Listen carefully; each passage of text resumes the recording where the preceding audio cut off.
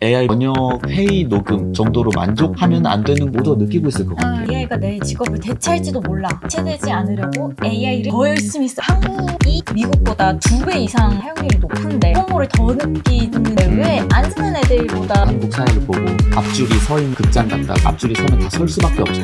지금 다 앞줄 일어섰나요?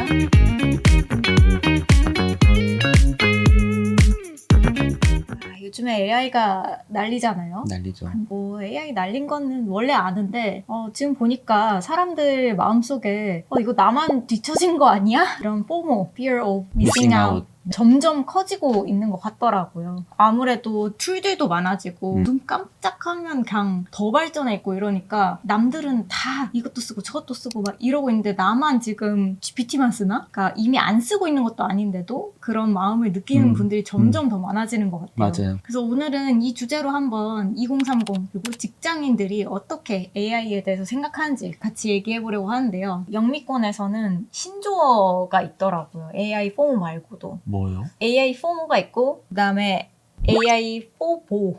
포보? 네. 포보가 뭐예요? Fear of becoming obsolete. 점진적으로 내가 쓸모 없어지는 그 감정을 FOBO라고 한다고 해요. 내가 쓰면 쓸수록 내가 아는구나. 그죠. 나를 대체해가고 있다. 저 그죠. 정확히 느꼈는데. 저도 느낍니다. 그리고 잡허깅. 안따? 허깅. 오. 이게 뭐 어떤 뜻이냐면 이 내 직업은 이제 대체될 것 같고 이제 나도 내일 해야지 혹은 떠나야 될 걸 아는데 이미 느끼고 있는데 떠날 수가 없는 거예요. 내가 지금 나간들 이직을 바로 할 수 있는 것도 아니고 바로 내일을 할 수도 있는 것도 아니고 그래서 붙들고 있는 거예요?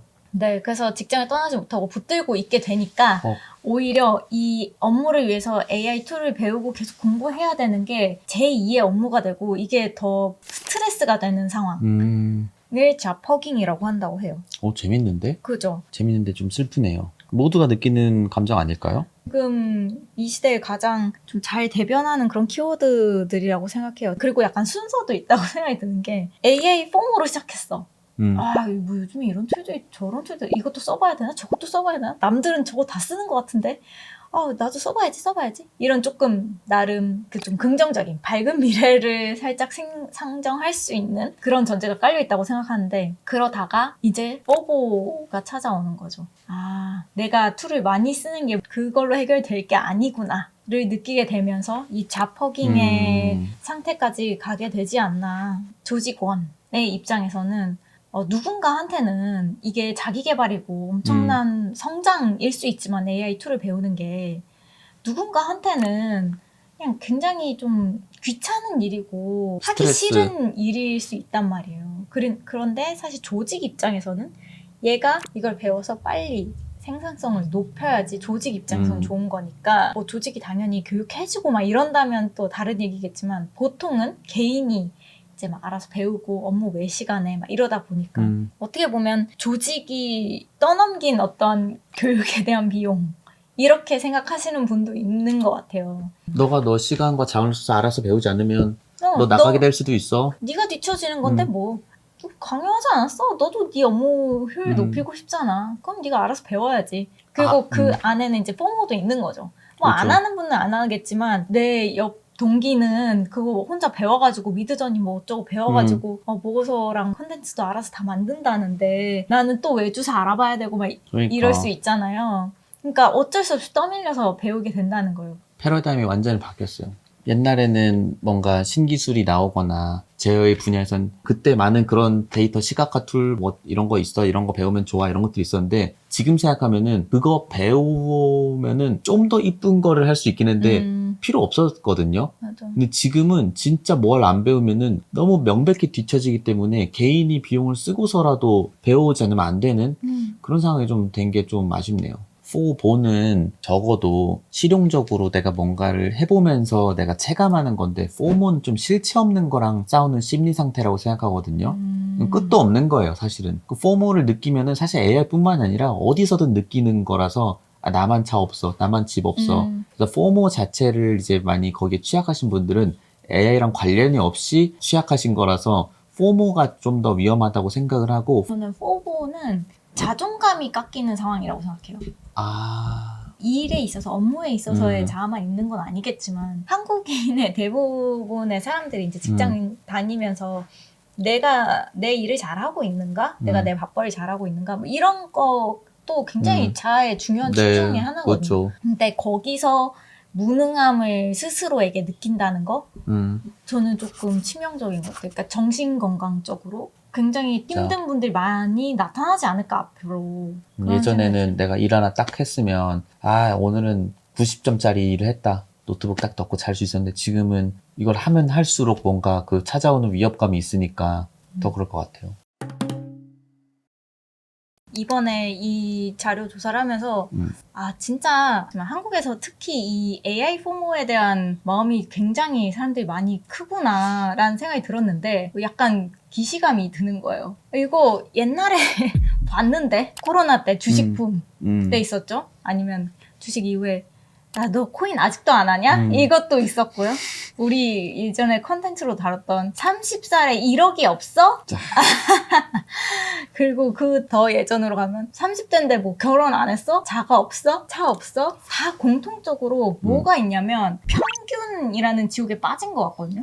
나 이 정도면 평균인 거야? 나 지금 뭐 GPT 써서 이런 거 하는데 이 정도면 AI 툴 쓰는 데 있어서 이 시대 직장인으로서 평균치인 거야? 진짜 그런 얘기를 해요? 네. 뭐라고 하시냐면 AI 기술이 세상을 빠르게 바꾸고 있는데 정작 나는 AI를 업무에 잘 활용하고 있지 못하고 있더라. 나만 여기서 정체되어 평균 이하가 돼버리는 건 아닐까라는 두려움이 생겼습니다. 라는 글도 많이 봤고요. 그리고 뭐 동료들의 성공적인 엔잡과 쏟아지는 AI 신기술 앞에서 나만 뒤처지는 것 같나? 이런 그래. 뒤처짐. 그리고 평균 이하가 되는 거 아닐까? 이 평균 지옥에서 여전히 벗어나고 있지 못하다. 이게 방금도 이제 엔잡이란 말이 나오기도 했고 평균이라는 것을 예를 들어 신간이 뭐 유발 하라리 신간 넥서스가 나왔어요. 그거 읽고 안 읽고 차이를 두고 안 읽은 나 평균이 아닌 거야? 뭐 이렇게 얘기 안 하잖아요. 얘는 읽었으니까 평균이고. 근데 AI 가지고는 유독 이런 얘기를 하는 거 보면 확실히 우리가 평균을 얘기할 때는 이 돈을 벌 수 있는 여지가 있는 것에서 내가 얼마나 지식이 있냐 없냐를 두고 평균이냐 아니냐 이런 얘기를 하게 되는 것 같아요. 맞아요. 네. 한국의 평균 지옥은 다 이 돈과 연관이 결국 되어 있다. AI는 기술인데 어떻게 보면 이 한국적인 사회 현상, 분위기의 한 축으로서도 맞아요. 요소가 됐구나. 한국은행에서 조사한 자료가 있어요. 국내 근로자의 63.5%가 생성형 AI를 한 번 이상 사용했다고 합니다. 63.5%요? 네, 과반수 이상인 거죠. 그러네. 업무 목적으로 한정을 해도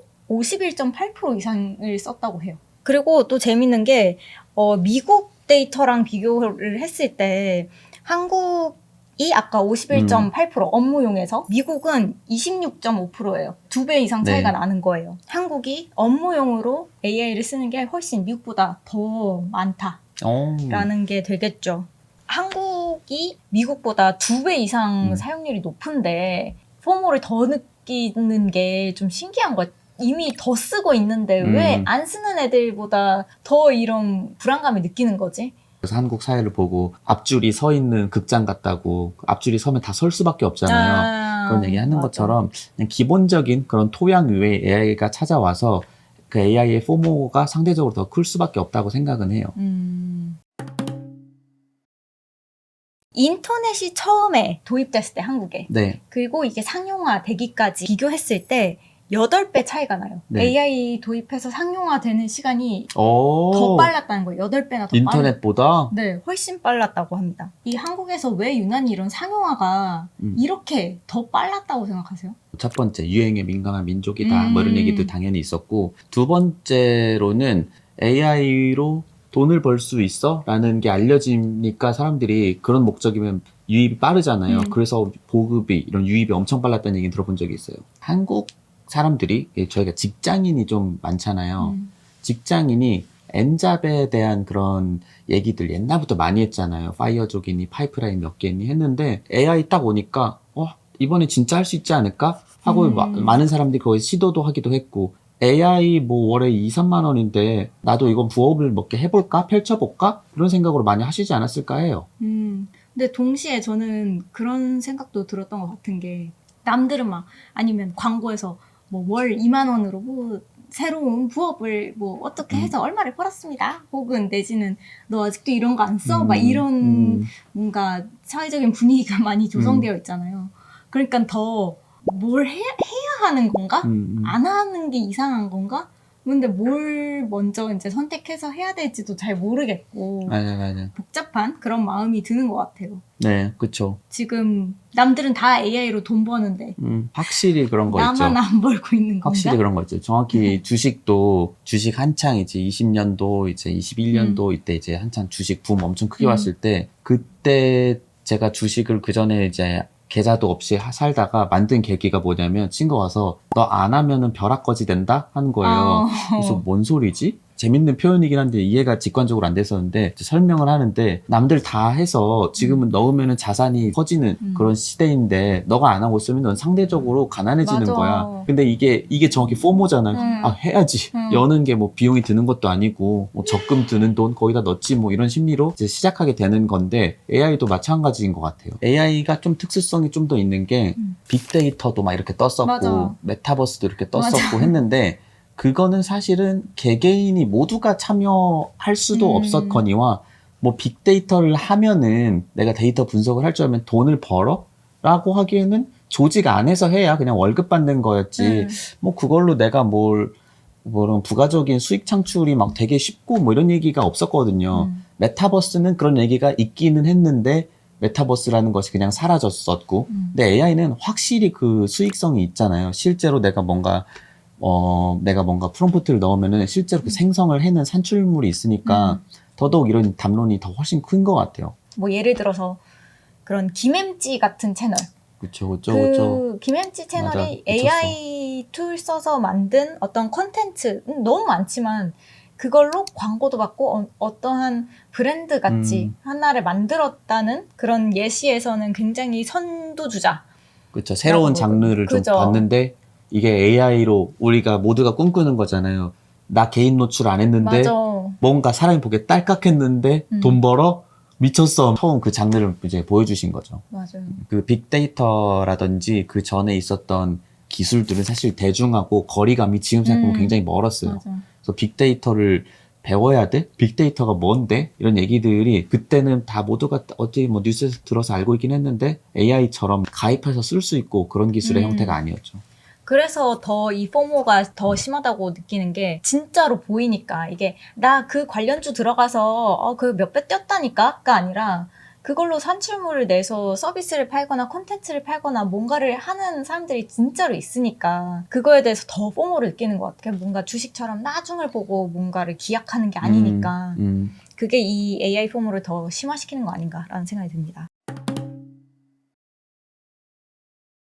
소셜 데이터로도 사람들의 관심도가 어떻게 바뀌었지? AI 툴에 대한 이런 것도 봤는데 이제 GPT가 부동의 일이에요. 그리고 계속 올라가고 있죠. 2023년에 클로바가 반짝 인기가 좀 컸습니다. 기억나시나요? 23년도 그때 맞죠. 그때 클로바 신기했죠. 맞아요. 그때 나와가지고 자동으로 다 써주고. 맞아. 그리고 이 클로바가 사실 지금도 쓰시는 분이 많은 것 같긴 한데 많죠. 미팅할 때. 네, 그런 게 굉장히 이 직장인들한테 크게 맞아. 너무 편해.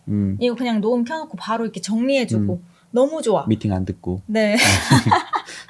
23년에 이제 이게 나왔을 때 굉장히 주목을 받았었고 그리고 25년도 초반에 딥시크가 크게 인기를 얻었습니다. 와, 까마득하다. 그죠? 근데 저도 기억은 나는데 그렇게 막 써봐야지를 생각하지 못했던 딥시크요? 네, 그러니까 GPT가 이미 그렇죠. 있으니까. 근데 저한테는 오히려 강하게 남은 기억은 그거예요. SNS에서 딥시크랑 GPT 비교해서 컨텐츠 만든 게 있었는데 이수지 씨가 딥시크고 그 린자오밍 딥시크 막 하고 하지만 한국 내에서 관심도는 좀 빠르게 줄어들었습니다. 그 뒤에 이제 제미나이 클로드가 계속 고공행진으로 올라가고 있죠. 회사에 있으면 조직에 있으면은 이게 덩어리가 우리가 하는 일이면 우리 팀이 하는 일이면 내가 하는 부분이 이렇게 정해져 있었잖아요. 그래서 뭐 저희로 치면은 누가 데이터 분석하면은 누가 좀 원문 좀 읽고 누군 데스크 리서치하고 이렇게 분업이 돼 있었는데 자연과 월드로 오면은 한 사람이 그걸 다 해야 되는 그런 것들이 있잖아요. 그러다 보니까 GPT, 제미나이, 클로드, 그다음에 미드저니부터 막 안 쓸 수가 없는 상황이 돼버린 것 같아요. 직장인들이 제일 많이 쓰는 거는 일단 기본적으로 검색이나 서칭하는 거, 그리고 번역이 67.6%, 그 다음에 회의 요약 글로바 같은 거 이게 한 26%, 그리고 글쓰기 보조가 17%.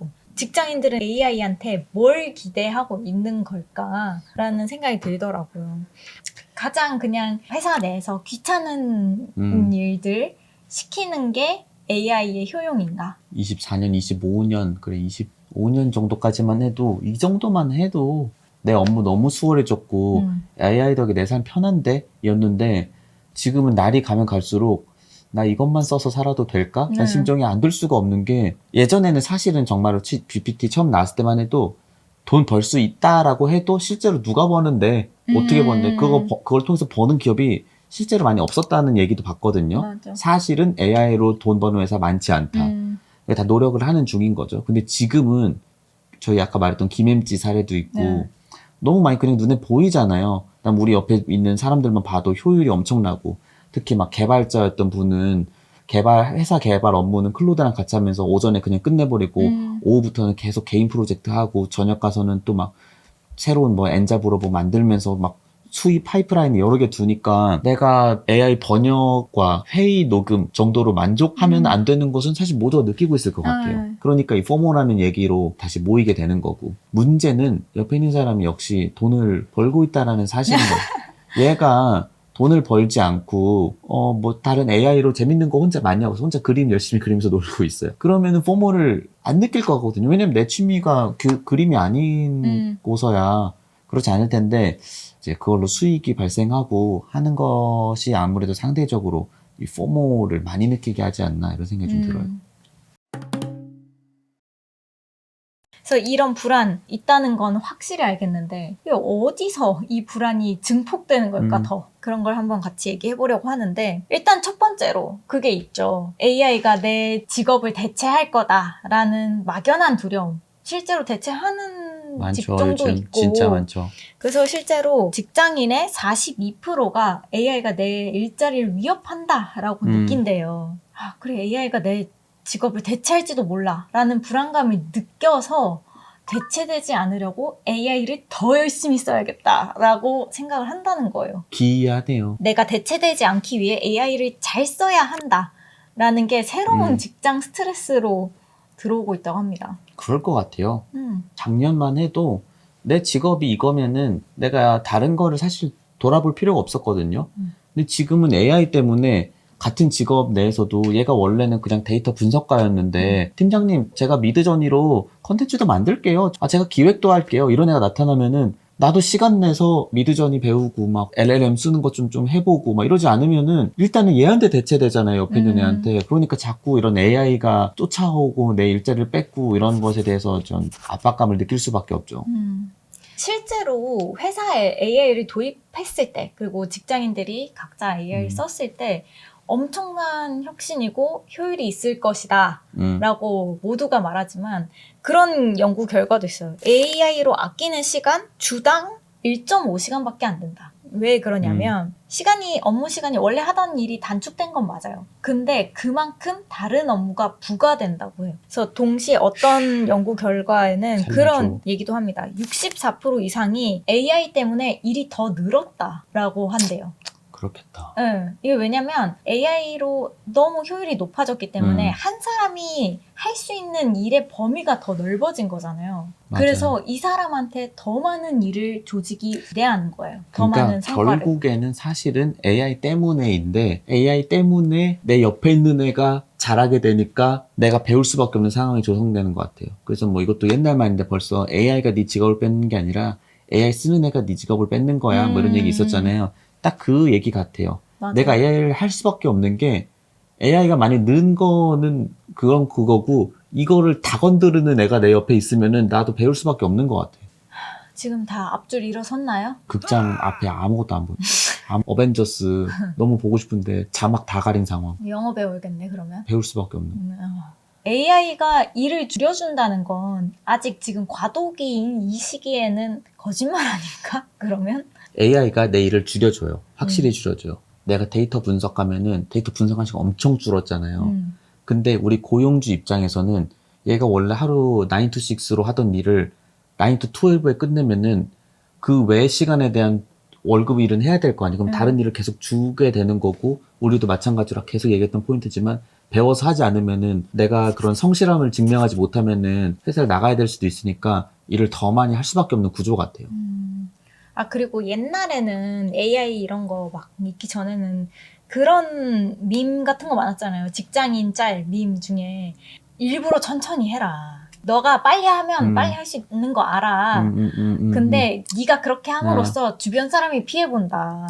맞아. 그런 말 많았잖아요. 맞아. 근데 이제 그게 안 통하는 거죠. 왜냐면 절대. 모두가 AI가 있는 걸 아니까, 아니 이걸 왜 못 끝냈어? 빨리 뭐 클로드를 쓰거나 해서 빨리 하면 되지. 옛날에는 지금 생각해보면 아무리 한국이 막 빨리빨리 문화가 있고 다들 막 되게 얼리버드에 그게 있다고 해도 영화관 맨 앞줄에 10좌석이 있으면 한 6, 7사람만 일어섰다고 생각하거든요. 4사람은 앉아 있었어요. 전 일부러.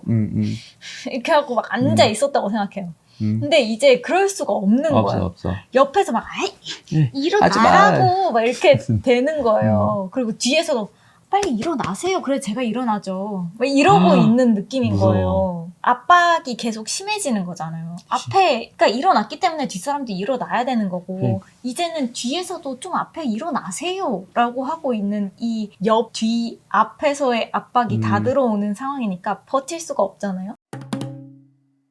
이런 압박이 과연 기술은 좋은 게 맞지만 좋은 게 맞을까? 라는 생각이 들어요. 뭐 그걸로 내가 업무의 범위가 더 넓어질 수 있고 내가 할 수 있는 일, 업무가 아니더라도 더 넓어지는 건 맞는데 이렇게 막 밀려가면서 하는 게 맞을까? 저는 그 중간 지점이 필요하다고 생각해요. 그 중간 지점에서 일에 적당한 진정성이 있는 부분, 그 다음에 적당히 일이 누구나 그렇게 채찍질 당하면서 일하지 않는 그런 어떤 중간 정도에서 좀 만나야 되지 않나 이런 생각은 해요. 그러면 이런 푸시에서 빨리빨리 쫓아가야 된다라는 의미네요. 나중 보면은 당연해질 것 같거든요. 그때를 대비해서 성향이 아니신 분들은 나가야 되는 시대가 오지 않을까. 근데 그 전에는 다 회사가 다 학교가 이랬으니까 막 먼저 막 많이 하고 싶은 애들이 항상 막 눈치 봤잖아요. 수업 끝났는데 질문하려고 그러면 막 혼날 것 같고 막 애들한테.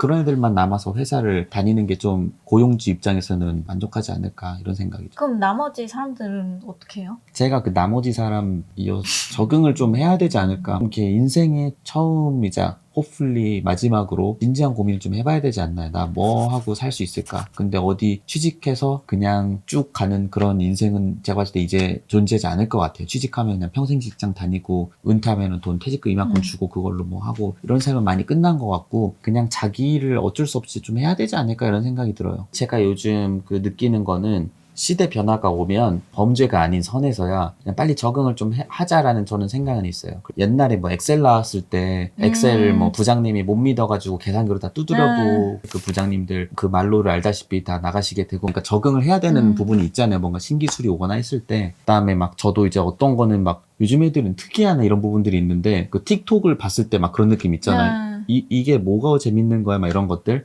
이런 것들에 대해서 이제 빨리빨리 적응하자가 있고 이 AI 관련해서도 나는 옛날에 아날로그 때 이랬는데 이런 생각 없이 그냥 이 적응하는 마음이 지금 시대 약간 코드일 것 같아요.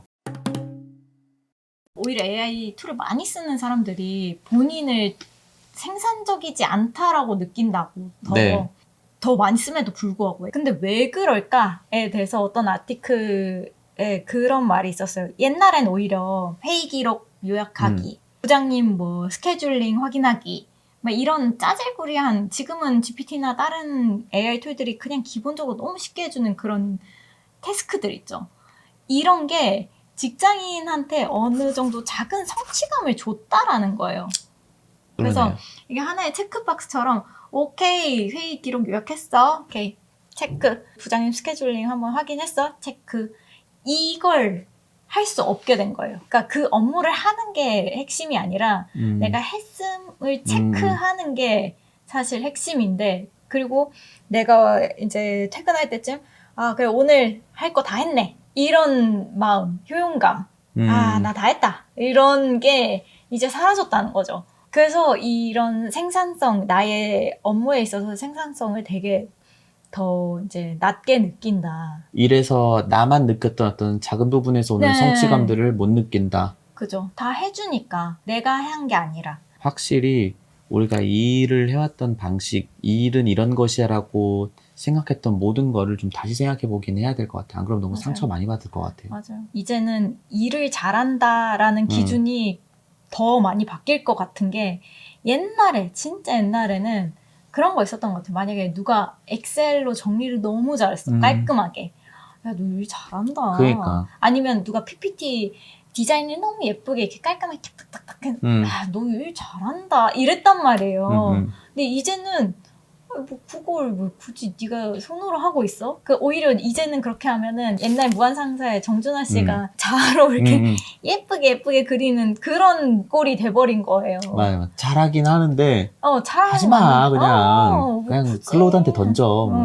일 그러네. 잘한다의 기준도 바뀌지 않을까. 확실히 그런 좀 휴머니즘적인 건 완전히 없어질 것 같네요. AI에 대한 직장인들의 불안이 어디서 오냐? 우리가 말했던 대체된다는 두려움, 그리고 오히려 업무를 과중시키는 부분이 있다라는 부분.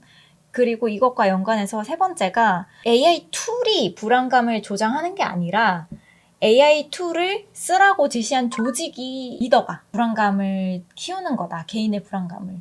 이런 얘기가 있었거든요. AI가 많은 일을 하다 보니까 개인 조직원은 더 많은 업무를 해야 되는 거고, 말 그대로 뭐 2시면 끝나는 일인데 그 이후에 그냥 가만히 앉아있을 수는 없으니까 계속 조직의 리더는 야, 너 이것도 해. 너 저것도 해. 너 이것도 해.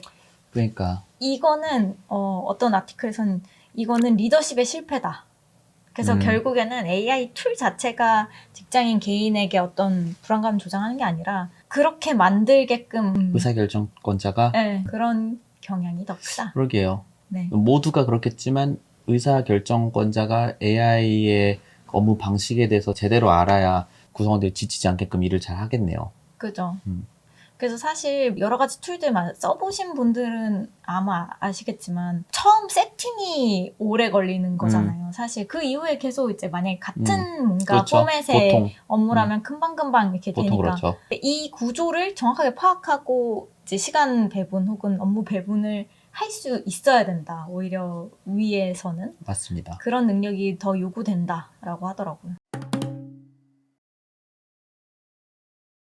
사실 오늘 주제도 저도 AI 네. 클로드에 도움을 아주 많이 받았는데요. 요즘에 클로드 스킬 크리에이터 아주 재미나게 잘 쓰고 있습니다. 너무 좋아요. 그래서 클로드가 인사이트를 하나 뽑아줬는데 뭐죠? 지금 한국 직장인들에게 AI는 어떤 거야? 라고 했을 때 잘 쓰는 것도 모르고 못 쓰는 것도 모른다. 안 쓸 순 없는 거예요. 지금 사회 분위기가 못 쓰는 건 말이 안 돼. 직장인 안에서. 안 쓰고 있으면 쓰라고 누가, 그러니까 뒷자리에서 일어나라고 한다니까요.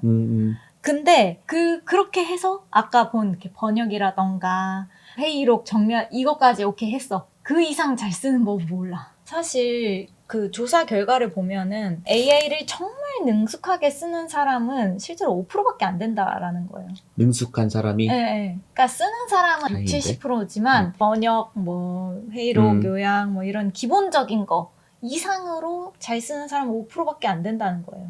다행인데요? 지금은 근데 아직 과도기라 그런 거 아닐까요? 더 그럴 수도. 늘어나지 않을까요? 늘어나겠죠. 늘어날 수밖에 없겠죠. 네. 잘 쓴다의 기준도 많이 바뀔 수도 있고요. 그죠. 이 파워 유저들 중 88%가 이미 번아웃 상태. 이게 내 업무 효율을 확 높여주는 건 많지만 그만큼 다른 일이 더 부과가 되기 때문에 나는 더 힘든 거야. 일이 더 많은 거야. 그런 상태를 88%가 겪고 있다고 합니다. 너무 많은데요? 그럴 수밖에 없을 것 같아요. 네, 근데, 누가 이 상황에서 맘 놓고 발 맞아요. 뻗고 잘 수 있을지 잘 모르겠네요. AI 툴을 잘 쓰는 법 이런 거에 그런 거 나오잖아요. 그러니까 돌려놓고 딴 거 해라. 그렇게 하면 네 업무가 막 효율이 올라간다.